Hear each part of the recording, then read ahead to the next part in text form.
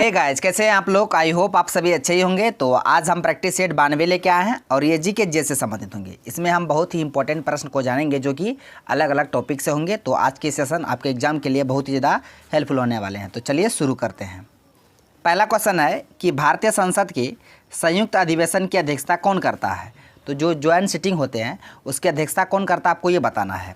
Option में दे रखा उपराष्ट्रपति, राष्ट्रपति, प्रधानमंत्री, लोकसभा का अध्यक्ष। पहले हम इसका आंसर जान लेते हैं, उसके बाद संयुक्त अधिवेशन से संबंधित जो भी प्रश्न एग्जाम में पूछे जाते हैं उन सभी प्रश्नों को हम जानेंगे। ठीक है, तो इसका आंसर होगा ऑप्शन डी, यानी कि लोकसभा के अध्यक्ष द्वारा संयुक्त अधिवेशन की अध्यक्षता किया जाता है। ठीक है, पहला क्वेश्चन बनेगा बुलाते हैं कौन है। संयुक्त अधिवेशन बुलाता कौन? राष्ट्रपति। बुलाया जाता है राष्ट्रपति के द्वारा, देश के राष्ट्रपति के द्वारा बुलाया जाता है संयुक्त अधिवेशन। दूसरा नंबर, अध्यक्षता कौन करते हैं उस अधिवेशन की अध्यक्षता जो बुलाते हैं राष्ट्रपति? तो लोकसभा का अध्यक्ष। लोकसभा का अध्यक्ष बुलाते हैं राष्ट्रपति लेकिन अध्यक्षता करते हैं लोकसभा के अध्यक्ष, और वर्तमान में कौन है? ओम बिरला। उसके बाद तीसरा नंबर पे किस अनुच्छेद के अंतर्गत है ज्वाइंट सिटिंग संयुक्त अधिवेशन? अनुच्छेद कभी कभी पूछ लिए जाते हैं, तो अनुच्छेद 108 के अंतर्गत है ज्वाइंट सिटिंग संयुक्त अधिवेशन। बुलाते हैं राष्ट्रपति लेकिन अध्यक्षता करते हैं लोकसभा के अध्यक्ष। और किस अनुच्छेद के अंतर्गत है संयुक्त अधिवेशन? अनुच्छेद 108। और ये किस देश के संविधान से लिए गए हैं संयुक्त अधिवेशन की प्रक्रिया? तो ऑस्ट्रेलिया देश के संविधान से लिए गए हैं। तो ये 4 पॉइंट आपको याद रखना है हर हालत में, क्योंकि एग्जाम के लिए बहुत ही ज़्यादा इंपॉर्टेंट है ये टॉपिक। संयुक्त अधिवेशन अनुच्छेद 108 किस देश से लिए गए? ऑस्ट्रेलिया से। बुलाते कौन है? राष्ट्रपति। अध्यक्षता कौन करते हैं? लोकसभा के अध्यक्ष। और वर्तमान में कौन है लोकसभा के अध्यक्ष? तो ओम बिरला है। कौन है? ओम बिरला। इस बात को आपको ध्यान में रखना है। ठीक है, इतने सारे पॉइंट को इस क्वेश्चन से रिलेटेड आपको याद रखना है। तो इसका आंसर ऑप्शन डी हो जाएगा, लोकसभा के अध्यक्ष के द्वारा संयुक्त अधिवेशन की अध्यक्षता किया जाता है। नेक्स्ट है कि चावल की पॉलिशिंग से किस विटामिन का क्षय हो जाता है। चावल को पॉलिश करने पर किस विटामिन का क्षय हो जाता है, आपको बताना है। ऑप्शन में दिया vitamin A, vitamin B1, vitamin C, D. तो इसका जो आंसर ऑप्शन बी हो जाएगा, विटामिन B1 की क्षय हो जाता है, यानी कि पॉलिश करने पर चावल का जो विटामिन B1 होता है चावल में वो क्षय हो जाता है। तो विटामिन ए, इससे जो रोग होते हैं विटामिन ए की कमी से रतौंधी होते हैं, सी की कमी से स्कर्वी सबको पता है, और डी की रिकेट्स, बी से बेरी बेरी होता है, बी से बेरी बेरी। इसको भी आपको याद रखना है। तो यहाँ पे क्वेश्चन बस ये पूछ रहा था कि चावल की पॉलिशिंग से किस विटामिन का क्षय हो जाता है, तो विटामिन B1। इस बात को आपको ध्यान में रखना, बहुत बार एग्जाम में पूछा गया क्वेश्चन। नेक्स्ट है हिस्ट्री से कि निम्नलिखित में से किसे दक्षिण का अशोक कहा जाता है। दक्षिण का अशोक किसे कहा जाता है? ऑप्शन में दिया अमोघ वर्ष प्रथम, दंती दुर्ग, कृष्ण प्रथम, ध्रुव। तो इसका जो आंसर होगा ऑप्शन डी हो जाएगा, अमोघ वर्ष प्रथम को दक्षिण का अशोक कहा जाता है। दक्षिण का अशोक किसे? अमोघ वर्ष प्रथम को। इस बात को आपको ध्यान में रखना है। एक और क्वेश्चन पूछता है कि द्वितीय अशोक किसे कहा जाता है। द्वितीय अशोक किसे कहा जाता है? द्वितीय अशोक, तो ये कनिष्क, कुषाण वंश के शासक कनिष्क को द्वितीय अशोक कहा जाता है, लेकिन दक्षिण का अशोक अमोघ वर्ष प्रथम को कहा जाता है। दोनों पॉइंट को आपको याद रखना, आपके एग्जाम के लिए बहुत ज़्यादा इंपॉर्टेंट है। ठीक है, द्वितीय अशोक कनिष्क को और दक्षिण का अशोक अमोघ वर्ष प्रथम को। और जो अशोक थे रियल वाला अशोक, रियल नहीं, सब रियले थे। तो ये अशोक थे मौर्य वंश से संबंधित, जो कि बिंदुसार के बेटा था। मौर्य वंश से संबंधित थे, मौर्य वंश लिख दिए, मौर्य वंश से संबंधित थे अशोक। और ये बिंदुसार का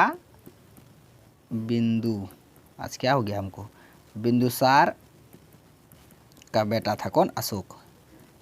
तीसरे नंबर के शासक थे मौर्य वंश के, दूसरे थे बिंदुसार और पहले थे चंद्रगुप्त मौर्य। चंद्रगुप्त का पोता हुआ कौन? अशोक। और द्वितीय अशोक कनिष्क और दक्षिण का अशोक अमोघ वर्ष प्रथम, तीनों को आपको याद रखना है।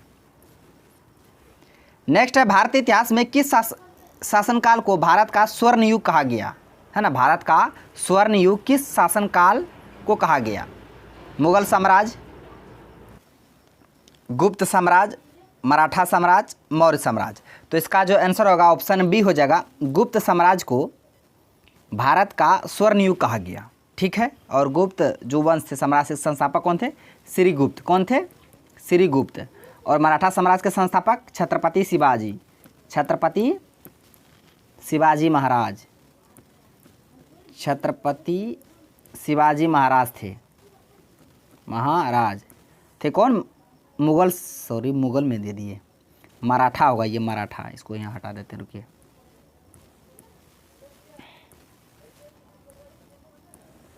मुगल थे तो बाबर, मुगल साम्राज्य के संस्थापक बाबर थे। गुप्त के श्रीगुप्त थे, गुप्त साम्राज्य के संस्थापक श्रीगुप्त।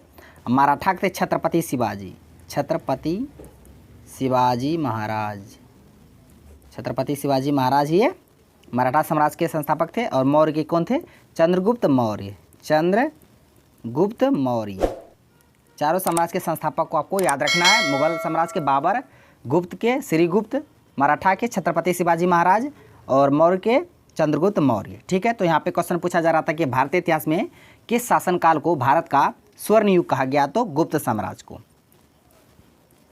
नेक्स्ट है कि निम्नलिखित में से किस वेद में जादुई मंत्र है ना? जादुई मंत्र ऋग्वेद है, जो कि सबसे पुराना वेद है, प्राचीन वेद है, सबसे प्राचीन वेद कौन है? ऋग्वेद।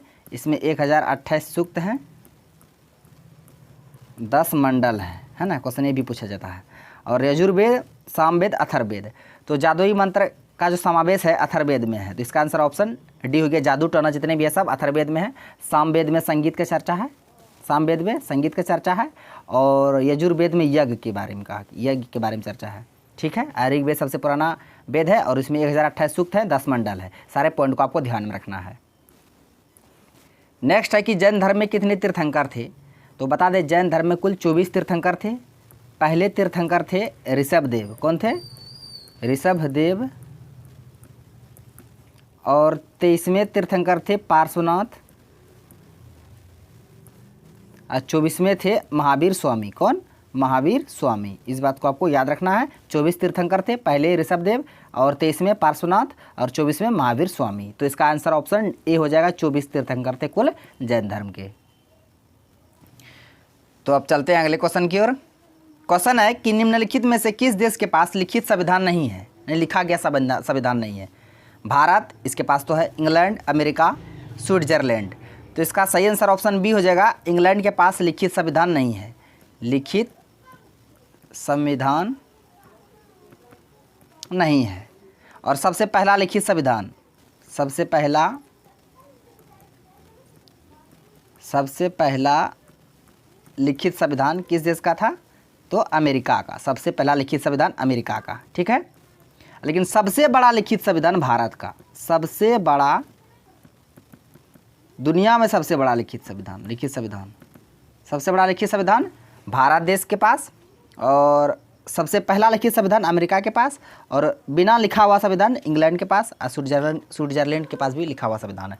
तो यहाँ पे क्वेश्चन पूछा जा रहा था किस देश के पास लिखित संविधान नहीं है? तो आंसर ऑप्शन बी हो जाएगा। इंग्लैंड के पास लिखित संविधान नहीं है। और राजधानी लंदन है, इंग्लैंड की राजधानी लंदन। और टेम्स नदी के किनारे है। सारी बातों को आपको ध्यान में रखना है। नेक्स्ट है कि भारत के संविधान की किस अनुसूची में हिंदी भाषा शामिल है? तो बता, भाषा के बारे में चर्चा संविधान की 8वीं अनुसूची में। किस अनुसूची में? 8वीं अनुसूची में कुल कितने भाषाएं? 22 भाषाएं हैं। लेकिन मूल संविधान में है,